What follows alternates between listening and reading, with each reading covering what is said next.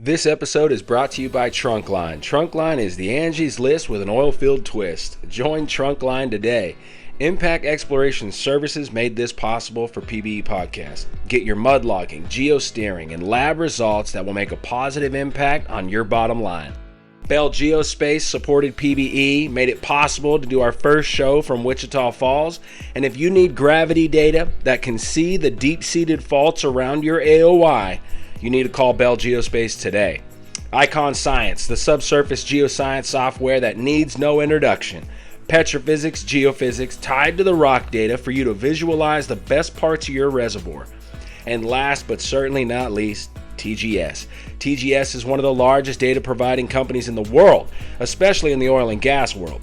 Stay tuned with the development of their well data analytics web-based platform. I personally use this platform to help me find projects and talk with investors about what we are looking at. Check out this show we did at the Southwest Section AAPG in Wichita Falls. We sit down with Andrew Gwynn, the president of RECONpetro Technologies. 3, 2, 1, let's go! I'm the host of the PBE podcast, Troy Tittlemeyer. We are sitting day two of the Southwest Section AAPG. I'll get you to introduce yourself here in a second. I want to say a thanks to some sponsors: Impact Exploration Services, mud logging, geosteering, and labs.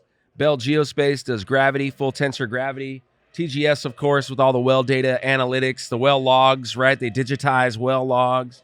Trunkline is a cool product for industry. That noise is coming in loud and clear right now. And Icon Science, some software right there for geoscientists to really put together the log data, geophysical data, cuttings, everything you have in the subsurface, put it in there and start building models to try to predict where your next intercept's going to be and how much oil and gas is really going to be there. Icon Science is helping us be here, so I want to just a quick shout out to them. Now, please, sir, introduce yourself to the PB podcast. Hi, Troy. My name is Andrew Wynn. I'm president of RECONpetro Technologies. Nice. What does RECONpetro Technologies do? We specialize in geophysical downhole well logging. Okay. We acquire data, but on top of that, we help our clients understand the data, utilize the data for explorations, and basically become successful in finding hard-to-find oil. Man, okay. That's interesting. So wireline. Yes, sir. Okay. And gamma ray, neutron density, resistivity, FMI. Yeah, we've developed our own proprietary tools. We've actually originated from Canada. Started in Edmonton. Are you Canadian? I am Canadian. No kidding. Yeah, I am Canadian. My dad was born in Kenora. Kenora. I don't think I know where that is. Okay. It's perfect timing. Let's drag the table across the whole stadium here, back and forth.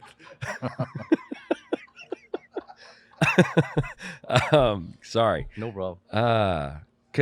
So what part of Canada are you from? Edmonton. Edmonton, Alberta. Okay, Yes, cool, man. Yeah, you like hockey? I do. I follow the Edmonton Oilers. Really, the Oilers? Yeah, the Oilers. Isn't that the best team name?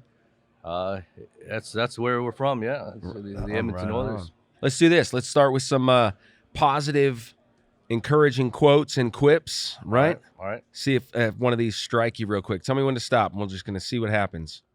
Okay. Got it.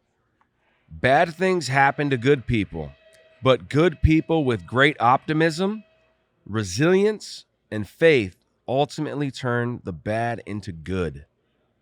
You believe that? Oh yeah, I like that. Actually, I live with two things in my life. One is be positive with faith and with self-confidence. Is that right? Be positive with self-confidence and faith. Yeah. Faith lets you do things you don't know what's ahead. Confidence lets you take the first step. Oh, wow. So Yeah, your faith is this kind of, you're going into the fog. That's right. Not sure what's going to happen. Confidence is that you know how to take a step. Faith keeps you in the game Wow. when things don't seem to go where you want to go. So That hair on the Absolutely. back of my neck standing up, man. Absolutely. Speaking to me right now. That's right. yes. That's right. It's a powerful word, man. A very, very powerful word. Let's do it. Let's rock it back, all the way back. Where you were born in Edmonton? No, I'm actually born in Vietnam. Born in Vietnam. Immigrated to Edmonton when I was 6 years old. Grew up there, and Got my degree at the University of Alberta, petroleum engineering. Wow, And, petroleum engineer. Yeah, I cut my first experience in the back of a wireline truck. And Where was that at? Up in Calgary somewhere? no, and actually Lloydminster, little Where? town in Lloydminster in Alberta. Never heard of that. Lloydminster. It's a heavy oil town, and I've spent 2 years there, and then moved back to Edmonton. And Recon was just at the beginning. They just formed in 2002, and I joined in 2003. I was No the kidding. second engineer. No kidding. Yeah, and I've stayed with. I made a career in wireline. Not many people have done that. I've stayed in there since 2001, and today I'm president of the company. Yeah. But on top of that, I moved the company into the U.S. in 2007, and we've been helping clients throughout Texas, Oklahoma, other states. But right here in North Texas is our bread and butter. Really? It's where I cut my first teeth here in the U.S. Built my first shop in Dallas-Fort Worth. So North Texas, Damn. leaves a So lot. you're running for Barnett players, Yep. the unconventional, conventional. You'll run it all. Yeah, and we've done some work in the Permian. We're getting traction out in the Permian. We've been as far north as the Balkans. Jeez. So we've had a base up there about. In 2011, we had a base in Dickinson, North Dakota. So, Who drove the wireline truck all the way up there? you know what I always say: the wireline has wheels. Where you go, wherever the well is. So it's been part of the industry for us. Yeah. Man, that's interesting. Really interesting. So when you got your petroleum engineering degree, right, and you were getting through school, you realized you definitely wanted to get in oil and gas. You didn't know wireline in that like specific part of the industry, or did you when you were in school? You know, I don't know much about the wireline when I was in school. I was a petroleum engineer. It's kind of funny. I took petroleum engineering because I'm colorblind, so I'm red and green colorblind. So electrical engineering didn't seem to be a place for me, right? And I'm not a mechanical guy, so I just said, you know, I'm in Alberta. It's the old province. Black is the only color it matters. I'll just do it. And you know, God has taken me to where I have never fathomed I'd be. Wow. I've stayed in the career like not many people can stay in the oil and gas for that long. This is my 23rd year. Wireline the whole time with Well, in the petroleum industry, but with one company for almost 20 years. This whole Yeah, so time. That's amazing. but wireline has been my core. But I've taken my experience and my background to talking to customer, engaging with them through the process of drilling and completing a well. So I've actually spent 5 years drilling horizontal wells for a company as an independent operator in Dallas, Really? in Oklahoma. So my experience kind of covers a lot, which I bring to the table for working with my clients. Is not only getting the data from the log, but taking the data and showing them where possibly how to use the data. Where you're seeing things. Exactly, and then how to complete it. And then my favorite part of this whole industry is how to fix wells. How to fix them. Yeah, it's like a well doctor, you know, like using data from well log to help clients understand why are they seeing what they're seeing and what possible resolution could be implemented. So that's kind of possible resolution for something that like went into a terminal decline. Yeah, unexpected decline, too much water encroachment early on in its life, maybe not producing the way it should be. So you know that's pretty amazing what data. And then I'm glad you guys all these sponsors. It's all about data. Data is what's been missing in our industry today. Too many people have overstepped data, try to spend more money with very little data. Yeah. So I encourage operators today to go back to that basics, get the data, understand the data, and then drill. Yeah. When you drill, so you've drilled some of these shallow wells here in Wichita Falls?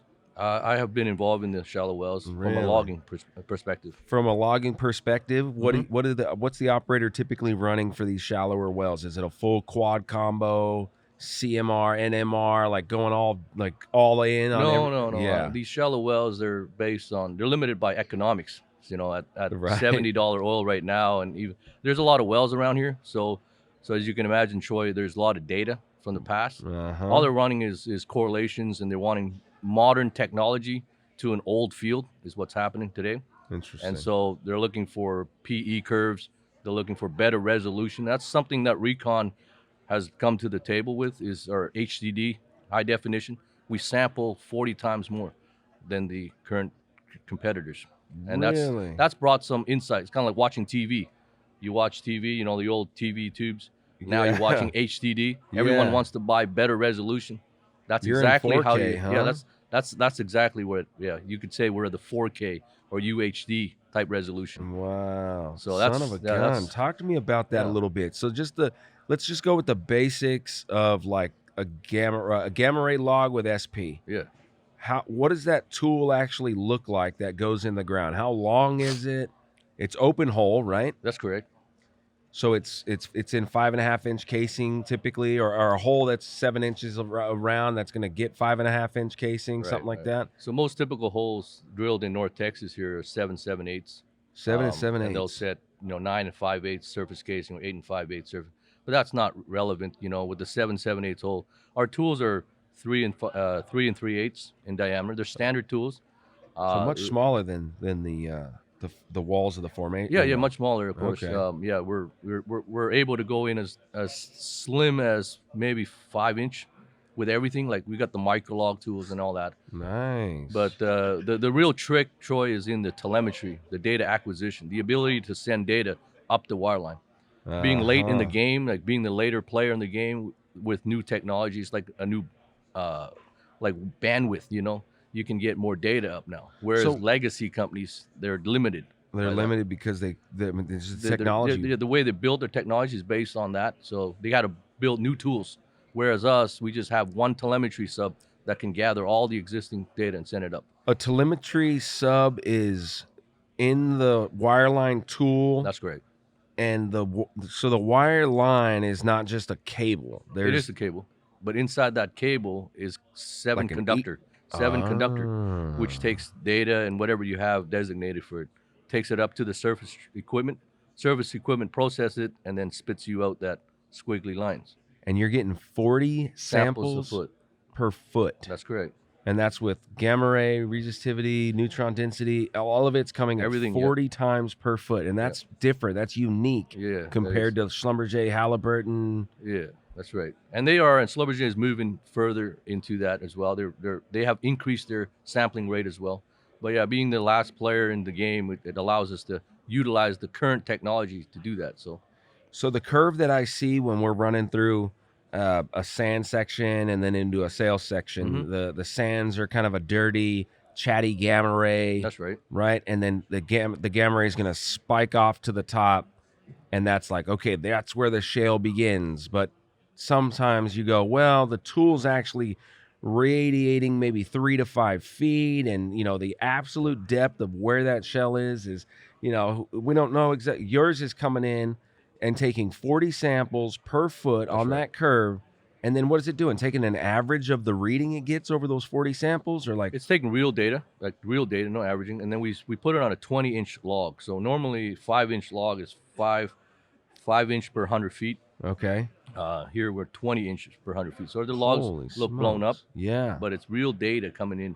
So it's really beneficial in lenticular formations where you're having sand shale. And then also it's better defined to pick your perforations. Yeah. In the older logs, you would see maybe your sand section being 10 feet. Right. But when you look at it from a high-res standpoint or HDD standpoint, it may only be 5 feet. Wow. So therefore, you're limiting your perforations, reduces costs for clients. Let's go back to the 1 foot of data. It starts sample 1 at the bottom of that 1 foot and sample 40 at the top, and it's just bang, bang, bang. That's right. So the data the actual curve of that 1 foot is changing, and you're tracking that change.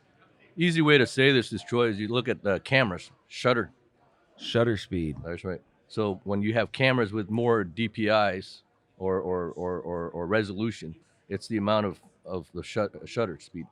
So if you were able to send data up faster, you're going to get more accurate data. It's like sampling. That's all it is. Son of a gun, man. That's interesting. So how long has Recon kind of been at the forefront of this like really high, I feel like much more sophisticated sampling rate than the rest of the world? Yeah, we've introduced this right at the very beginning. That's kind of our differentiator. 20 years ago? Yeah, and we're still doing it today. We're getting a lot of benefits from it. We're actually not us, but the clients are realizing a lot of the benefits from it. And one of the hard things about our industry, Troy, is selling something that one of the majors are not selling. Yeah. It's tough. It's a Oh tough yeah. thing. They're like, who's It's easier to this? sell something that they're selling than it is to sell something that they're not. So it's been a challenge, but I like it. I like the challenge of being different. Well, I mean, you got a perfect little pitch there. You're Yeah. talking about shutter speed. Yeah, Who that's doesn't exactly what it is. understand? You got a NASCAR zipping by. You're going to take one snap of it or 1,000 snaps of that NASCAR. right. Which one do you want? What's got better resolution, sampling rate? Yeah. And it's all about statistics, because data measurement is all about numbers. It's all measurement of statistics. The more numbers, the more data confidence you're going to have. Right. So that's all it is. Very simple layman's term is high resolution for us is like getting a new HDD TV. Man, That's all it that's is. cool. Yeah. That's cool. So let's rock it back. Your first job out of college was Recon? No, it was with Reeves Wireline. Reeves Wireline. It's a UK company, but they're operating both in the U.S. and Canada at the time. And actually, funny thing is, compact technology, which is the slim hole 2 and a 2.25-inch tools from Weatherford. I don't know if you're familiar with the Weatherford Yeah. wireline tools. I didn't know that. No. That used to be with Reeves Wireline. That's when I Really? broke out in the industry, trained on that. And today, thanks to Weatherford International, they've allowed us to partner with them. And so we're running compact technology as well as part of our deployment services. So Mixing with your sample rate technology? No, we keep them separate. I mean, it's Okay. obviously a different technology platform, but they have applications that are unique as well, such as slim hole applications. Their tools are very familiar to me. I've actually broke out in the industry with those tools. So it's kind of like it's wonderful, and they've been a wonderful company to partner with, Weatherford. Man. So it's added value to Recon as a company to deliver service to our clients. Man, it's awesome. Yeah. Can you? I don't know exactly how a sonic tool works, and this is just off the cuff. Sure. If you don't know the details or like how it actually works, it's totally fine. We can skip it. But if you do, I would love to hear, how does the sonic tool actually measure the rock's density, essentially, or the speed of the rock? No, so Troy, the sonic tool uses sound, obviously. Right. It has a transmitter, which is a piezoelectric mechanism, kind of like a speaker, a diaphragm. Okay. You put electric pulse to it, it creates a high frequency sound at a certain hertz. Yep. And when that pulsates into the rock, the sound travels through the rock, okay, through fluid, through the rock. Yep. Obviously, you need fluid in the well to have a sonic tool functioning correctly. So that sound will travel through the rock, and it doesn't go very far, Troy. It goes different wavelengths. It goes one along the borehole of the wall, and then it goes inside the wall a bit, and then it doesn't go very far because sound can be dampened, and then it travels back to a receiver. Well, the receiver is kind of like this, a microphone. Okay. So when sound waves hits it, it creates an electrical pulse. The electrical pulse converts it to readings. And so, as you can imagine, rocks have pore space, and that's what this tool does. It figures out how much porosity you have in a rock. Okay. Because the pore space is going to be filled with like a volatile, That's like a right. gas or a something, fluid. something. And so when it hits, Every rock has a certain property of sound travel time. Okay. every one of them. Shale, sandstone, limestone, they have different. How distinct- different are they? Oh, they're different. Very different, yeah, really. Like for example, limestone is much a tighter rock. Right, very sound dense. travels faster. Right, when something is more dense, sound travels faster. So And it it goes comes like, back faster. Yeah, that's exactly right. It goes back faster. So when you see readings of like 42 microseconds per foot, that's more like dolomite. When you see like 57, 52, that's kind of like limestone. So, and then you got 65, kind of like sandstone. So sandstone varies; it's got different porosity, but those are empirical measurements that I've done at the lab, so they know what a 0%. calibrated, Yeah, right. calibrate, correct. Well, you don't calibrate sound, so the tool doesn't actually undergo any calibration, but the sound measurement has an empirical value done I at the see. lab. So, Right. So it helps, and we convert that mathematically from travel time to a porosity unit, and that's how you get porosity. That's how you get a sonic porosity. Correct. And that's how the sonic tool works. 2 transmitters, 2 receivers, and some tools get more sophisticated. travel time on sound can be compressional or shear, Oh, and shear allows you to measure more rock properties. So yeah, you can get complicated with different this kind of the sound. idea of the elasticity of the That's rock, right. like That's right. how it's going to frack, how it's going to That's right. crack. So in the Permian, when you're talking to the fellows out in the Permian, Right. they care about the rock because they frack a lot. Right. When you talk to guys up here in North Texas, we're very conventional. Sand is sand, and you don't They need to want- do frack a lot. So it's just acidized, swab, and complete. Whereas over there, you need to understand how to frack this rock, what kind of Poisson's ratios, what Yeah. kind of properties. So yeah, Right. it gets complicated. They run more complicated sonic tool. Interesting. Yeah. Wow. No, you doctored me up on that. That's good, Glad, man. pleasure. Right on. And what was your first job at Recon? I was a field engineer. Okay. Testing and developing the tools that we are the first generation stuff we've done. So we Wow. build our own tools. We manufacture No and build our own kidding. tools. Yeah, so we're kind of unique to that. You know, Who the heck started this company? Mike Boyle, he's our CEO and he's the principal owner. And it's actually a private company, employee-based owned. So I bought shares into the company and I grow Right my on. shares, and I'm just stayed. And I love Mike as a person. I love the business and I love the challenge, and I've just stayed with it. And I love the industry, Troy. I love Yeah. the people I meet every day. It's great. I love to freaking share awesome, the man. experience. Right. And on. I love to see the younger generation of students or kids wanting to go in the oil and Yeah. gas, and it's encouraging because I'm a petroleum engineer. I try to give back, so I take a lot of our stuff to schools and try to not only encourage them that there is a pathway in the oil Right. and gas. It's not a dying industry. Right. It's actually it could be a very unique industry here down the road. Yeah. It's an evolving industry, for sure. That's So, right. It's evolving just yeah. like everything else is, Absolutely. and it's got its place in the future. There's no question about that. Absolutely. So we need it, man. We need people like you, ambassadors that. Energy is needed. God created oil. It's going to sustain. So there's no reason to think that's going to go away. No, right. That's No. exactly right. But we need the real people that are out there that want to become the next, right? The next president of the company that wants to invest their time and buy shares in this company they believe in and these tools, develop the tools. I mean, so the R&D at Recon, Yes. the owner himself is a engineer and a tool developer, or No, it's funny. Our CEO, he's a passionate oil and gas. He made a career out of it. He was actually a rig hand. no kidding. And then he got into a case hole wireline. Then he bought into the company, and then he got sold out by Computer Log back in the 90s. And then he got some cash, and he reinvested back and started Recon as an open hole company only. So we're just an open hole logging company, and case hole logging, actually a logging company as a whole. But we've ventured into other things over the years. But our specialty and our brand is in the logging side. Anything to do with logging. So petrophysics, the stuff that TGS here, our neighbor Booth here, is doing, everything that you're talking about, that's all in my wheelhouse. That's what we do. We care about that. I feel like logging and data is the key to unlocking Man. better energy for the future. Yeah. It's not spending a lot of money. It's not over horsepowering a shale play or anything like that. I think it's understanding data and getting more of it, unlocking Wow. the energy. What do you, if you were gonna go drill a well, right? You're gonna go put new logs in the ground.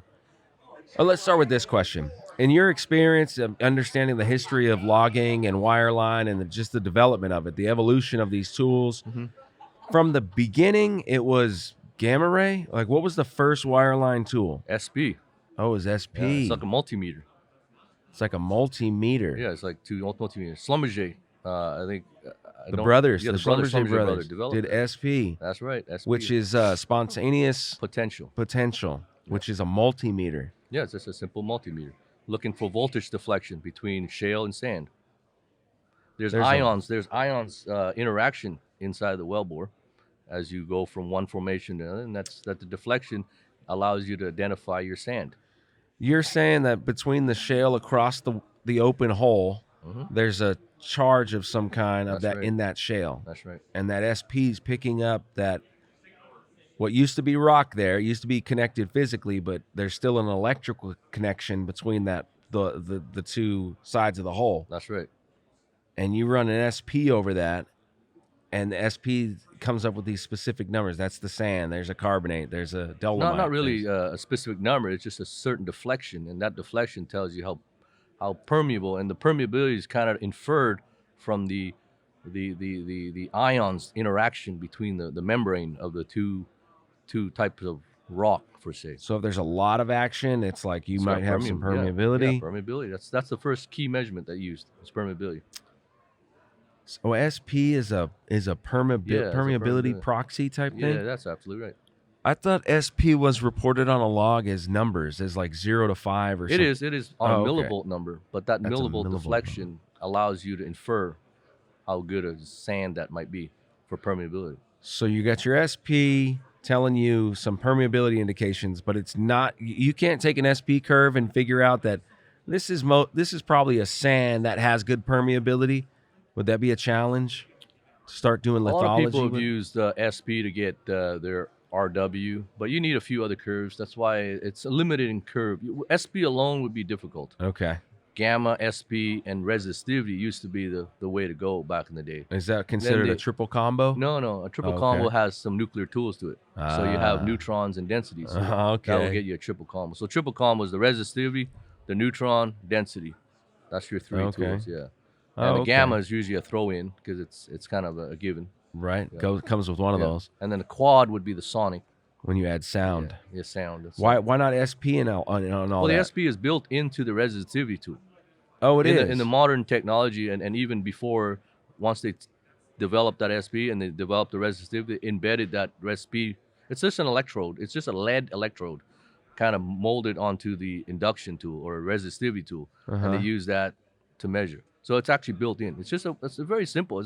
Believe it or not, it's the most simplest tool in the whole exploration of tools. Yeah, it's very simple. The resistivity tool. Yeah. It's just one lead in the hole and one ground at surface. And you're just measuring the voltage difference. That's right. That's all it is. No kidding. Yeah, that's what built Schlumberger. Now, isn't that amazing? Yeah, it's amazing. Yeah, I keep learning about this. The more simple you can get your product or what you're doing, and what the simplicity is what is really where the magic really is.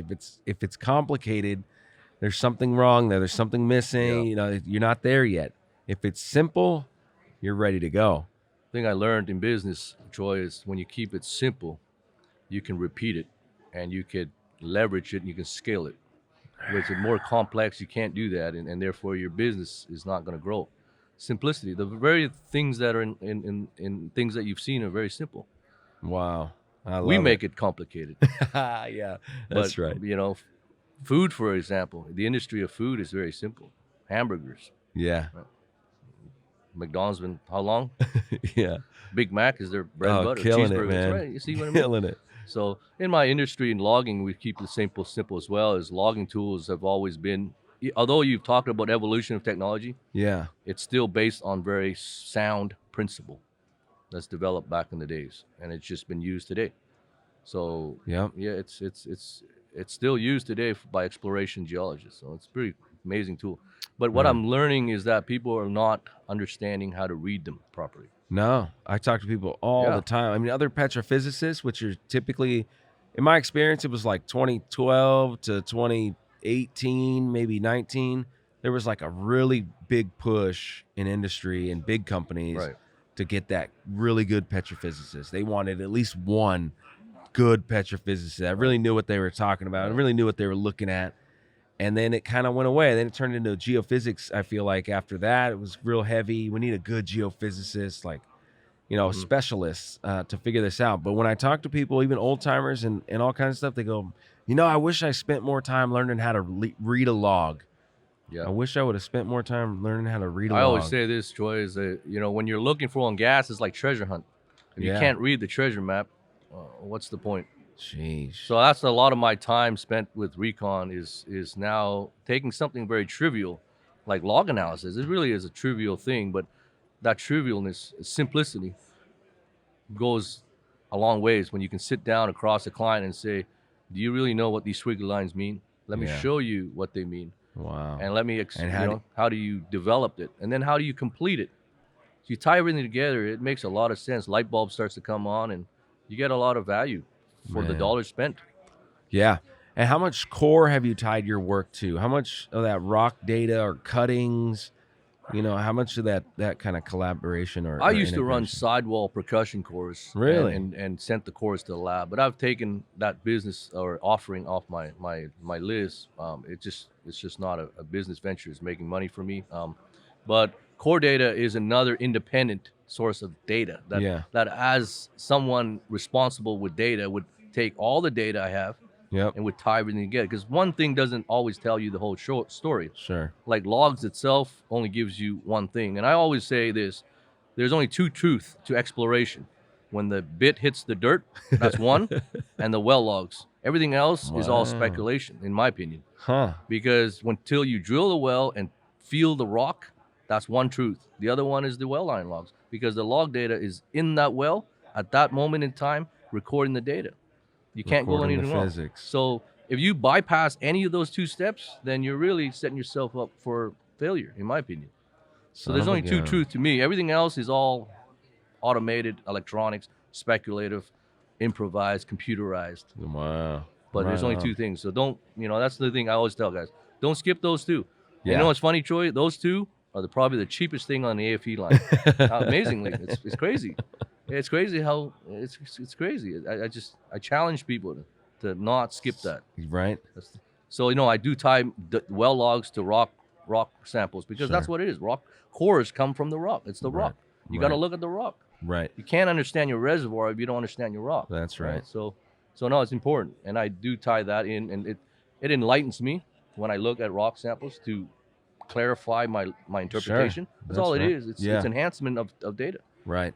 Anybody who just discard any type of data is not doing justice to the whole exploration That's process. right. So- That's right. Out of all the logs you can run, I'm interested in a bunch of different things. I guess we'll go into the drill down segment now because it's Sure. more about actually what you're providing and thinking about this now that I know a little bit more about it and you're building custom tools.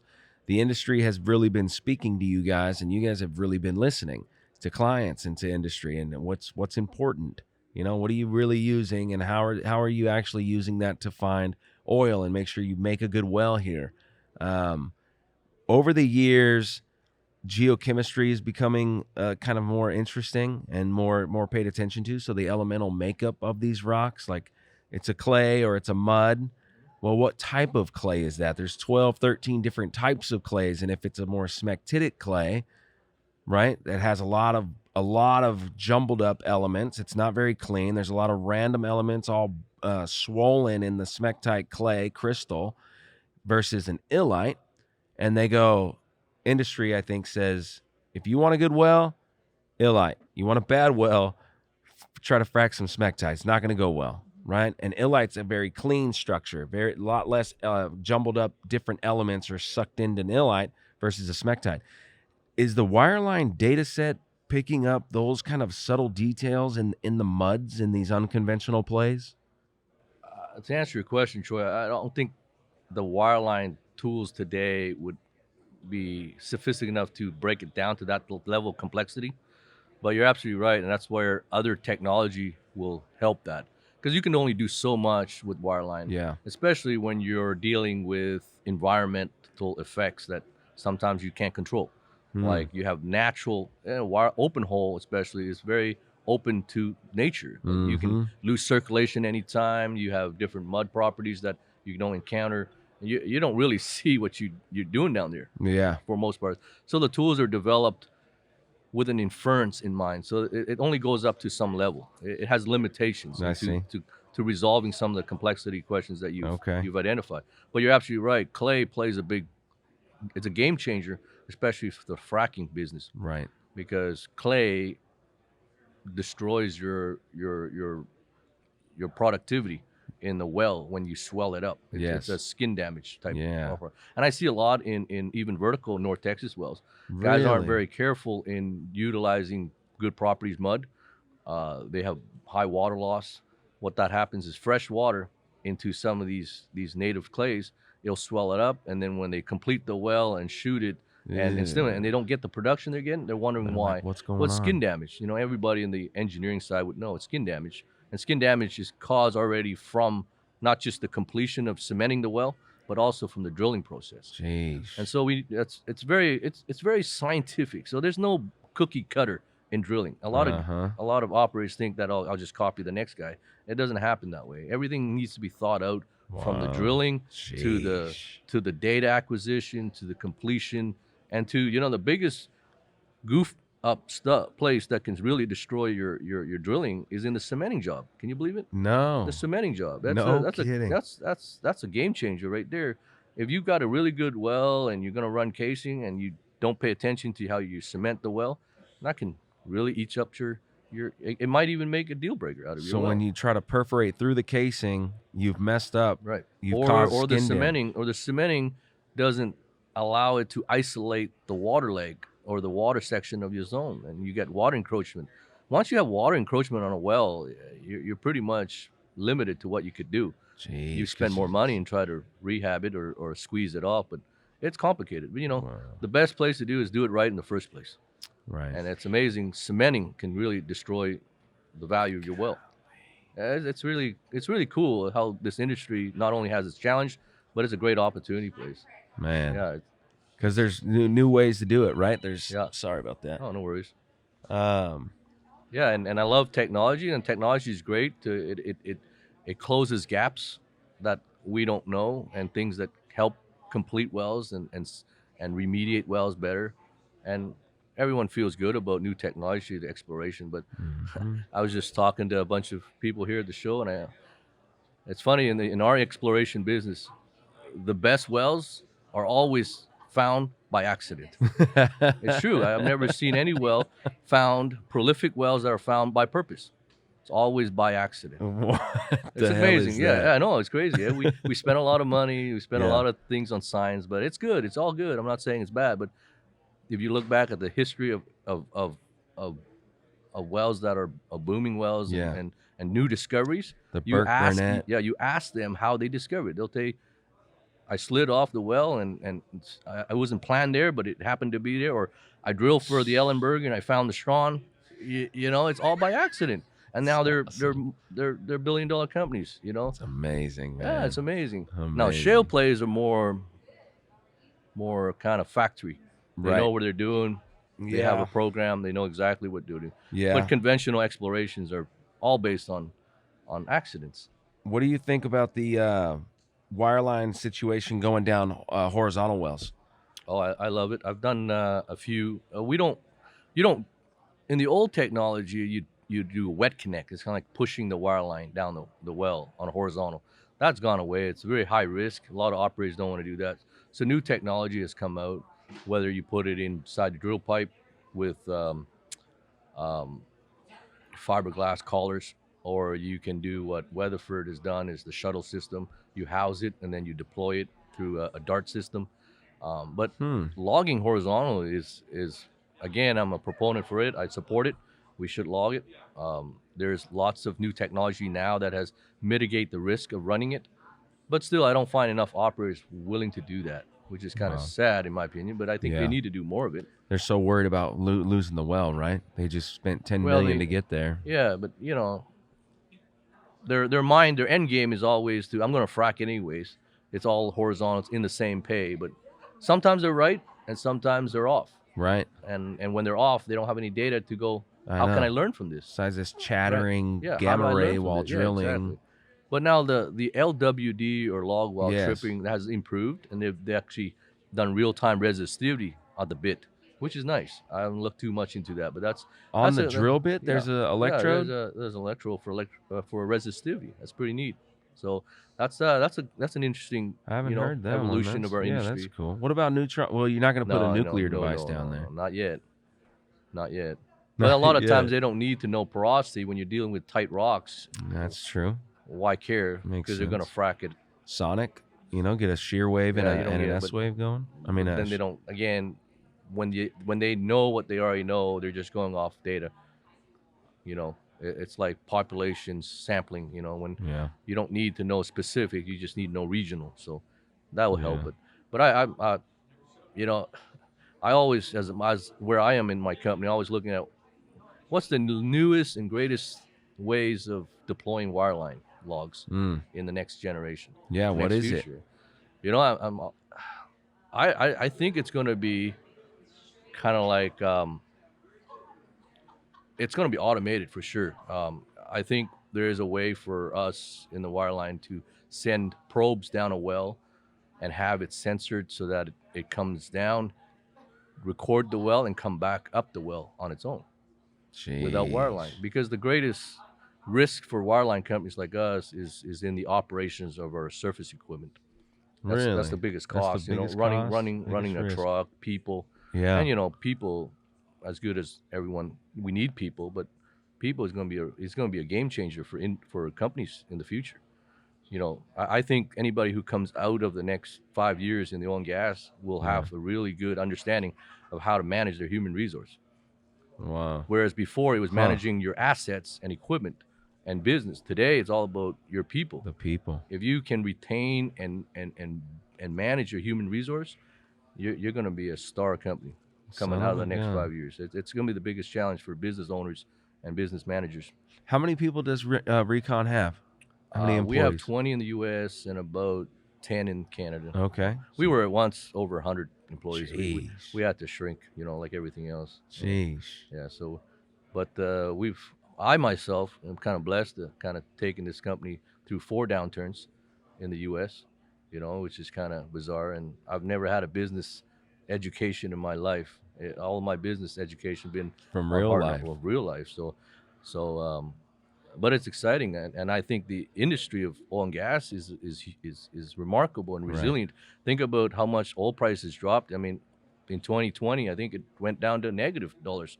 $10. But when you lose that much dollars in your revenue, and you can still be resilient and to Mhm. come out again, and the profitability that a lot of companies are seeing today it's just amazing. You just got to hang in there, and that goes back to that nice quote you said, staying in faith with the industry and being positive. Because Jeez. oil and gas cannot be any more than that. It's just a cyclic over and over. Jeez. Yeah, If you you've been- lose faith, you're gonna lose that opportunity that is holding you across, the line, waiting on you. Man. So Recon has kind of prospered from that. Huh. That Yeah. attitude. We were faced with almost shutting the company down in 2019 Wow. because it was slow, it was tough, it was hard, and the pandemic hit, and we were profitable through the pandemic, and even today, we're giving employees profit sharing Man, that's through the awesome. pandemic. Can you believe it? No. Yeah, God's been great for us, and it's been wonderful, and that's just because all of us hang in there. I've got a couple guys who've been with me through thick and thin, and Look at him. That's You're a good leader, man. yeah, no, it's You keep them together. You keep them motivated, right? that's the challenge I'm talking about, Troy. Today, that's the key to business. You see how many companies here and even hospitalities, they can't keep people, Right. and that's going to be a big challenge. You can have the equipment, you can have the business, but you don't have the people to run it. You're in trouble. Right. So that's why I feel like business leaders and managers who can handle the human resource side is going to lead their company to stardom. Right on. Yeah, that's Right a big on. challenge. Yeah, you're speaking to me, man. All kinds of things I'm getting from this show. I appreciate your everything Oh, you're I enjoy saying, it. I enjoy it. yeah, your perspective, man, is really good one. A really good one. Let's go this for the completion part of this. We talk about the next generation. We talk about the students that are helping volunteering here, Mhm. people that are looking for jobs. They're looking for experience. They're willing to do whatever it takes. I'll be out there wherever you need me. I just want the experience. I want to learn what this is. How does Recon, how are you guys making sure that you guys have a good net out there to find the best freaking next generation possible? You kind of just get exposures, like coming to shows like this, going to university, like I said earlier, just making yourself. It's like selling to customers, but you're selling and investing in the future of the company. I think of the new recruits as an investment Mm-hmm. because I can't be where I'm at in 10 years without new blood, maybe you want to call it, new Right. creative thinking, new skill set to come into the company. Right. I can be busy selling customers jobs, but if I don't take care of the succession and how to build that, I'm not doing the company any justice. Jeez. So part of this show is I've got my team, my sales team, my great sales team here selling and talking to our customers, but I'm here talking I took a graduate student, out for lunch yesterday. Nice. And he's from Fort Worth, and he's a great gentleman. And those are things I want to talk to, because I want to share them my experience. Right. I wasn't born into an executive position. I cut my teeth. Part of my thing is I wasn't good enough to have an office job, Troy, when I broke out of school. So I had to cut my teeth in the back of the truck, and that's my hands-on, my field experience. But when you have faith and you stay positive and you stay in the game, things lead to prosperous positions for you. Mm-hmm. And it's all about vertical movement, not always lateral movement. Yeah. Okay, so lateral is good when you're young, but when you get a little more established, you want to get a company that values you, and you want to have positions where you can excel laterally. Okay, because that's where your growth really comes on. And so I use myself as a living testimony to a lot of guys. And you can be a president, you could get into a leadership, and I always tell them, find a place where you can have a canvas and a pen. Jeez. That's where you control your destiny. If you don't have a canvas or your pen, then you're just on borrowed time. Wow. Focus your life on getting a canvas and a pen. If you have a canvas, that's great, but you got to have a pen. Yeah. Because a canvas only allows you to have somebody draw your life for you. A pen, you need somebody to draw on. Right. But if you have both, you got it made. So I'm blessed that Mike Boyle has given me the opportunity to be where I'm at and lead my wonderful team. What was your first job with Recon? An engineer, just a field engineer. Field engineer. Yeah, just field engineer. Second job at Recon. Assistant manager. Assistant manager. So now you have like a base manager. Then I went to the U.S. as an engineer again, growing the company. I just raised my hand at 28 years old. The company bought a company in the U.S. and said, "Who wants to go?" I said, "Here I am." You know, I'm young and dumb. Let's I don't do know. it. And guess where I landed? I landed in Ardmore, Oklahoma. Can you believe it? I went from Ardmore. I went from Edmonton, Alberta, capital of Alberta, to Ardmore, Oklahoma. Didn't know where I'm going to be. Wow. And Happy to be there though, huh? I was just happy to experience life. You know, it's just something new. You know. Yeah. And that's what I love about open hole wireline in general. Every day is a new day, Troy. Every day you meet somebody new. Every day is never a 9 to 5. Yeah. I've worked every single minute of a 24-hour clock. Like I've been awake every single minute. Jeez. So that's exciting. I can't say it. And I enjoy it. I enjoy leading teams. I enjoy growing. And here I am. It's just through perseverance of myself, and just commitment to the company. Yeah. And to the craft, the art of wireline. I didn't give up on wireline. A lot of times people said open hole is going to go away, but open hole today is actually thriving. It's thriving. It's thriving. You see how things change when you stick in the game and stay positive. Man. And I got to do more work today to create that opportunity, though. Don't get me wrong. Yeah. But that's all about the passion of doing what you're doing. Right. Like a lot of the folks here trying to grow something they're doing, trying to push something, new ideas out. Right. That's it. That's all about. That's the fun of the industry, and so I always like to talk to the students, the new even people transitioning from other industries to the oil and gas.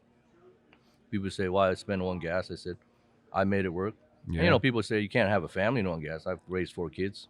4 kids. Yeah, and and I'm 45 years old today, and I'm not stressed at all. I just find a groove, and you can do it. It's a great industry to enjoy yourself. Yeah. So I enjoy that. I need to start looking for some of these logs. How many logs do you think you've ran? How many wells has Recon run?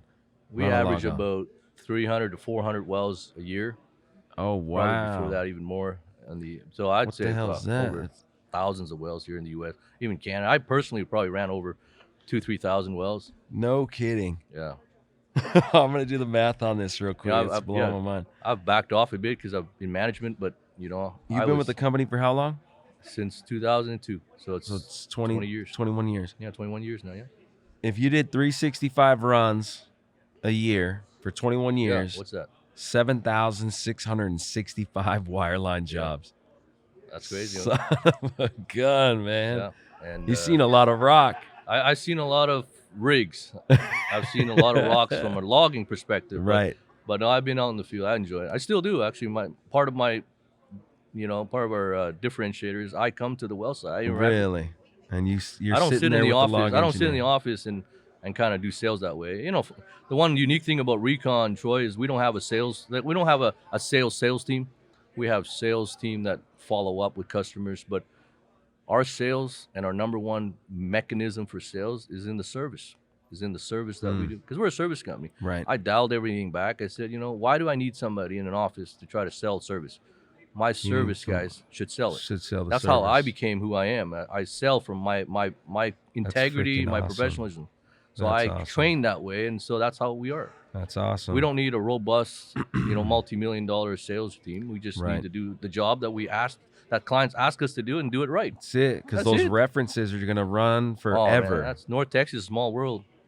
It's a small right. world, and even the whole field is a small world. Right. Yeah, it's I get- big and yeah. international, right? Worldwide, but it is a small effing world when you get into it. Absolutely. And Yeah. I love these kind of forums and mediums that you're putting up for opportunity to share a story. Yeah, This man. will even go even further for us. So, it's always great. Right we look on. for exposure, good exposure, and good position to tell a story. Andrew, let's hear it. Oh, this one's nice and easy. All right, I love it. Fear none of it. Love all of it. Oh yeah, Shoo. that's good. That Fear meditates. none of it, but love all of it, man. It's hard, man. Fear is a big deal. When you really start thinking about fear and kind of what, You know what? I've kind of, I wouldn't say preaching, but I encourage a friend of mine or colleagues of mine when they have fear is, how you get rid of fear? let's hear it. Knowledge. I always say fear occupies a place in your brain where knowledge doesn't exist. That's your mechanism.